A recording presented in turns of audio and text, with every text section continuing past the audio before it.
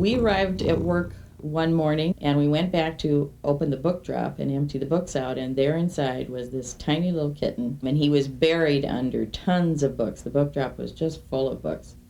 People come in and they'll hear the story about how we acquired Dewey, and they'll say, "Oh, you poor little thing, you were thrown in the book drop on that day." And I'll say, "Poor little thing, my foot, that was the luckiest day in that boy's life, because he's king around here and he knows it."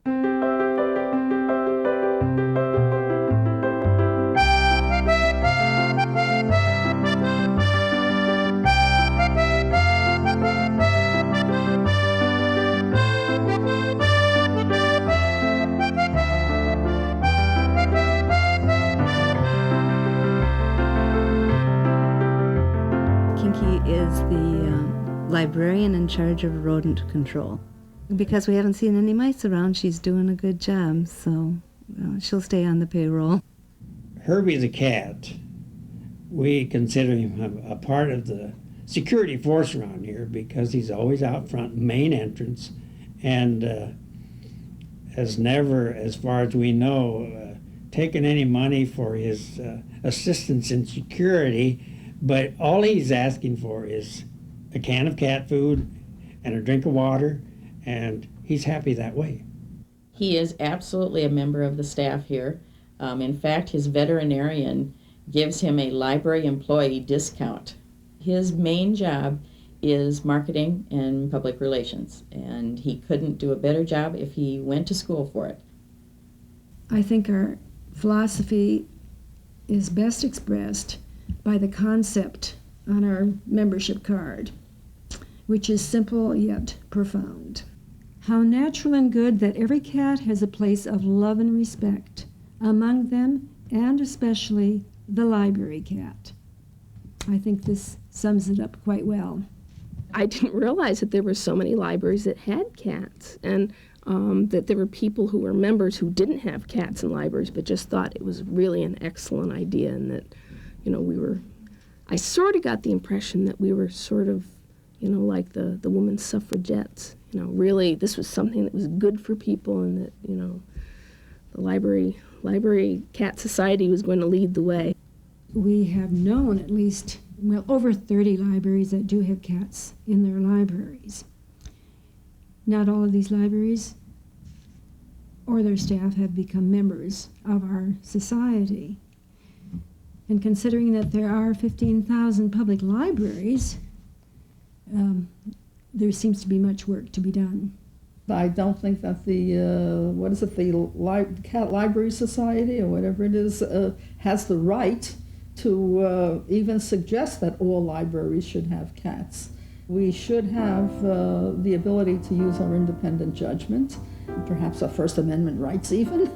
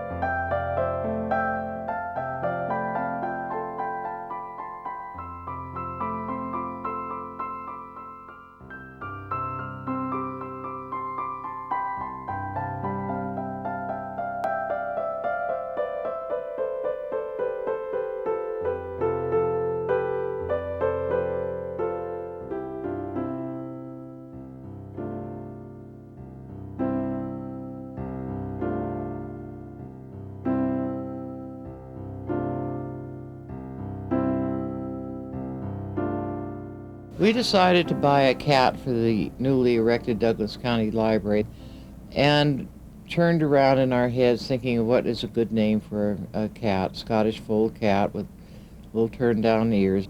We thought we should get a name that meant something to librarians and libraries. Dewey and Decimal and all of that sort of thing we thought were possibly too common since cats had been fixtures in libraries for years.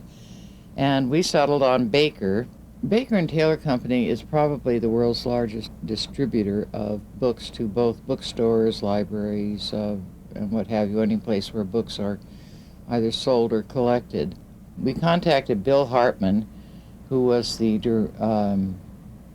Director of Sales and Marketing for the Baker and Taylor Company, and through internal maneuvers managed to get us enough money for Taylor.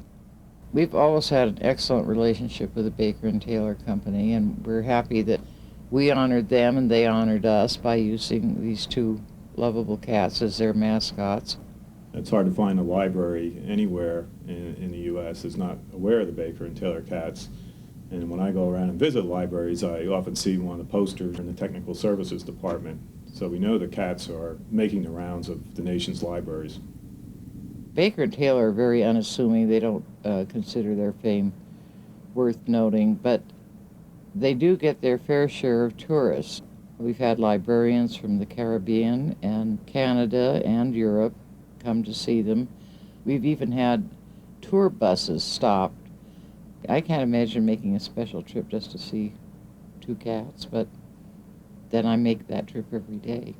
I believe what I like about people who like cats is the fact that they appreciate the independence of the cat. I think this is important. I like people who are independent, and I find that this transfers to cats who are fiercely independent, and I like that. Independence shows resolve of spirit and a mind of your own, and this applies to the cat completely.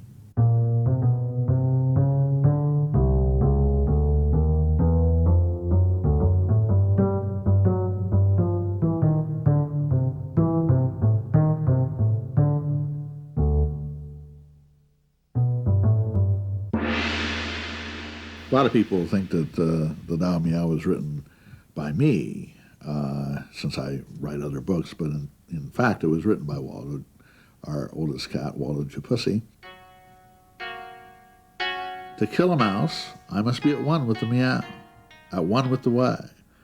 But I know that the mouse is also one with the way. This is why he has come my way, and I have come his way. There is no other way, so I kill him. He's in the way. We thought we had something similar to the monkeys that were going to type Shakespeare. Baker walked across the keyboard. He had he was oblivious to things like obstructions in his path, and he typed high several times on the keyboard, and it all seemed sort of mystical. We didn't know whether he was attempting to communicate with us or was something from outer space. That cat was a little bit from outer space. He's definitely an old soul. A lot of animals I don't find that way, but when I feel old soul, it's like, what's the best way to describe an old soul? Wisdom beyond their years, I guess, is probably the best way to describe an old soul. He said, I'm in a cat suit, but there's just a lot of wisdom and healing behind him. So he's really more of a therapy cat than he is a library cat. A library is a perfect abode for a cat. I mean, it's absolutely perfect. It makes people feel good. It makes the cat feel good. People come in and they say, hey, cats live here. What could be better? Cats like serenity. What's more serene than a library?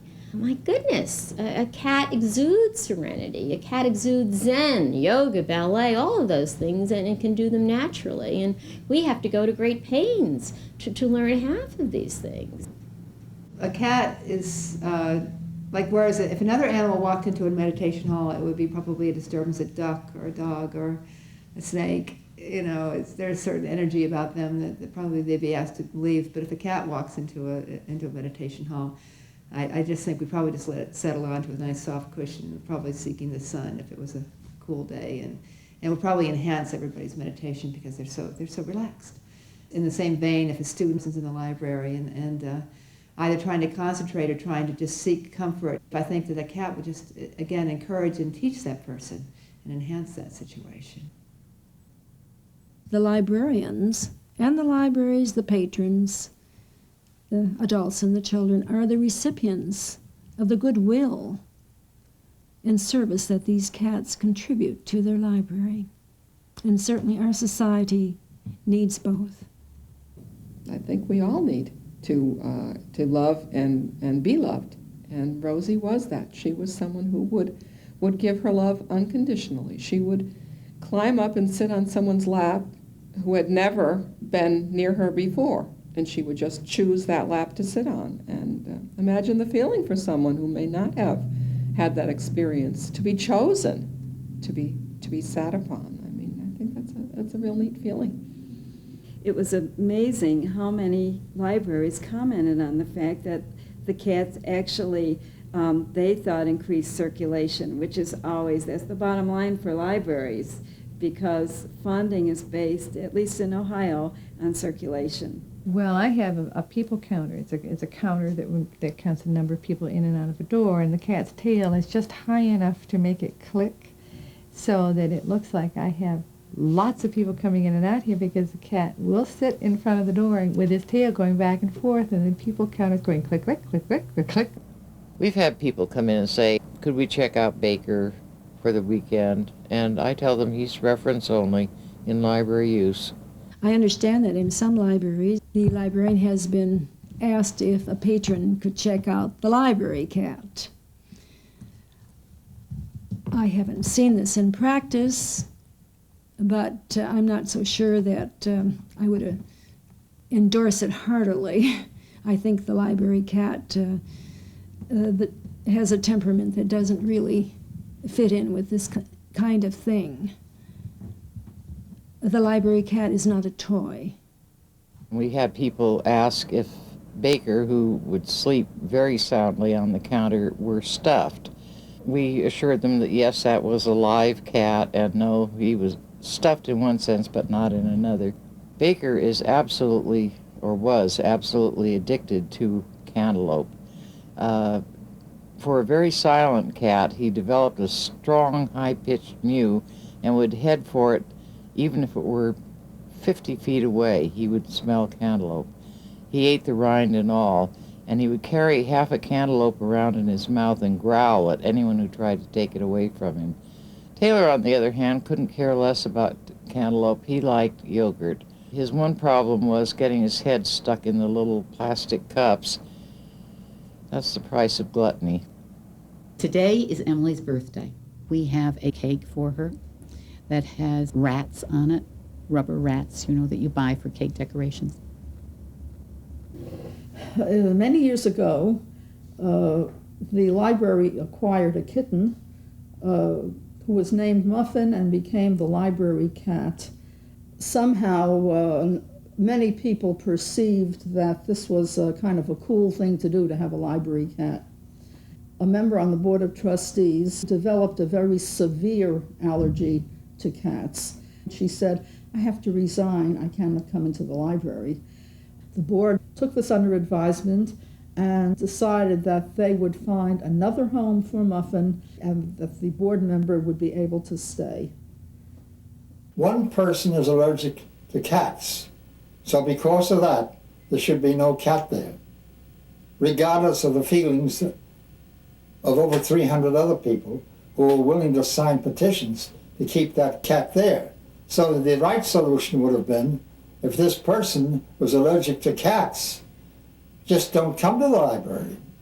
The majority should prevail. And when a library does not go by the majority,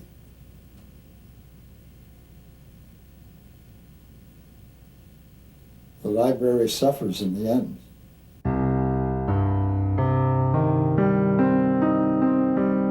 Was it worth selling our soul for Mrs. Horton's $30,000? I think not.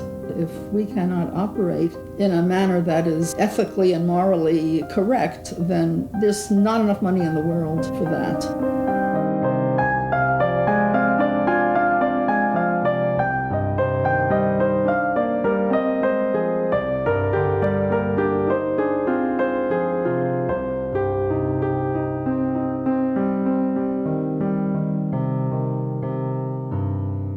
Well, the library is not designed, as a as an animal park, as a wildlife refuge, as anything else.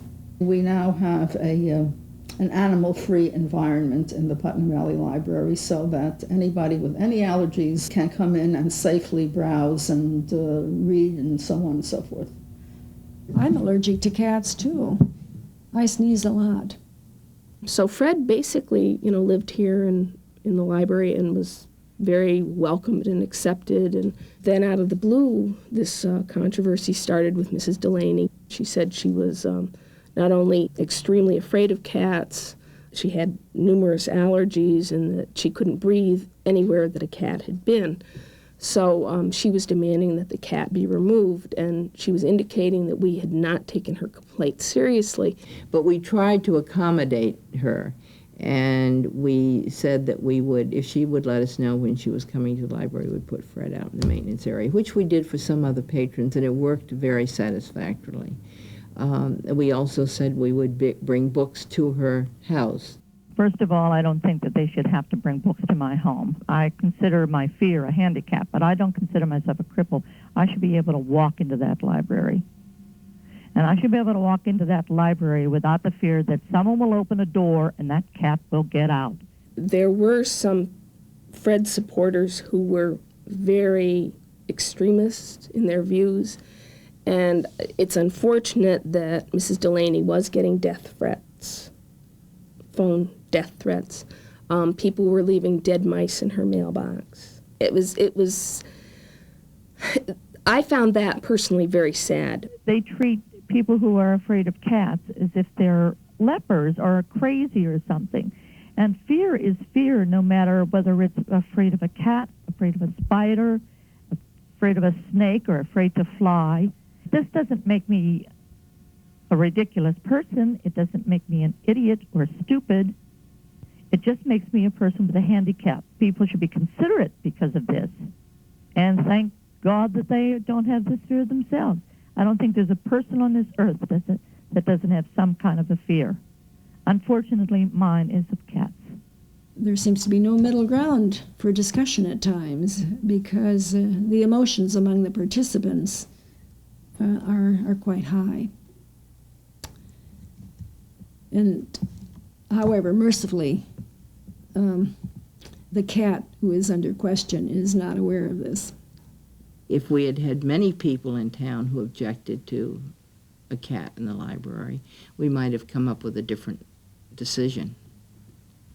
But at that point, we had legal backing, we had public backing, and we felt that we could go ahead and keep Fred.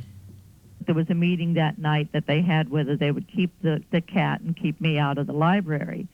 And a vet in the town actually sent flowers the next day to the cat.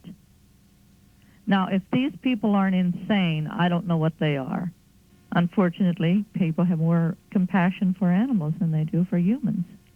Bookums wrote a letter to Fred telling him that he was supporting his stand on being able to stay at his library, and he felt that he and Fred should unite and get all the other library cats to unite and back each other up because they felt that they should all be able to keep their positions. And when Fred's picture ran in People magazine, there was mention of Bookums' letter and also Bookums' slogan, Library Cats Unite. I've wrestled with the issue of the ethics of having a cat in the library. If people have a problem with Dewey, we're glad to lock him up. We reassure them over and over that the doctors have said that they would have to stay quite a while or pick him up to be bothered by it. We can't please everyone. We never could and we never will. But the overwhelming support that Dewey has and the marvelous good things that he's done here, I think far outweigh any problems that he might cause to someone.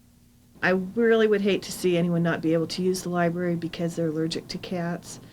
The problem with the allergies is that the dander from the animal gets everywhere in the building, and it's pretty much impossible to totally remove.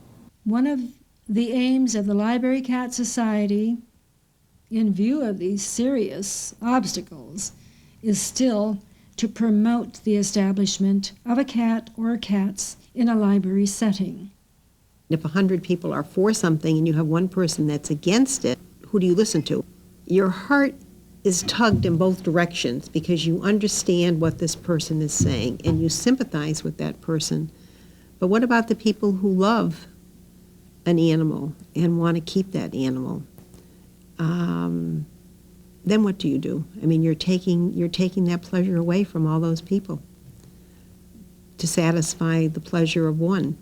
It's a hard question. It's a really hard question. If we think just in terms of what the majority wants as opposed to what the minority wants, we've somehow left justice out of the door. We're just weighing these interests. Some of them may be vital. Some of them may be peripheral. For some people in the minority, it may be a life-threatening situation. For some people in the majority, their interests may be based on illusion or might be peripheral or minor interests. So that kind of cost-benefit analysis approach to ethics doesn't work in theory for me for any problem, let alone the library cat's problem. We had at least one family who I think almost everybody in the family was allergic to animals, cats and cat dander or whatever in particular. And they would purposely bring their kids in here because this was the only chance the kids had to be around a cat. And then before the allergies really started to kick in, they could leave. These are public pets, in a sense, much as the ducks at the park that people feed are public pets. And the cats at the library are their cats as well as ours. An elementary school teacher in Ohio somehow had found out about the Baker and Taylor cats and decided that this would be a really neat project for her class. She's had the kids write letters to the cats and send them birthday cards, make cards for them. To them, Baker and Taylor are almost not real because they've never really seen them. And they'll say, are they really real, Miss Cram? Yes, they are really real cats, and they really live in a library. Baker and Taylor are library cats. They're literate felines, and that is a fact. They live among volumes of books on the shelves and love to read stories all by themselves. Gray and white Baker likes to lie in the sun or but that's not as much fun. He forecasts bad storms just like weathermen do, but by hiding in bed, a fox would do too. Oh, Baker and Taylor are library cats. They're literate felines, and that is a fact. They live among volumes of books on the shelves and love to read stories all by themselves. Brown and white Taylor is a true food gourmet. His goal is to move dinner up an hour each day. When that doesn't work, he knows just what to do.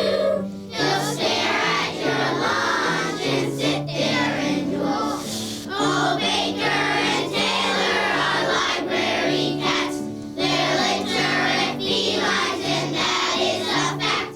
They live among volumes of books on the shelves and love to read stories all by themselves.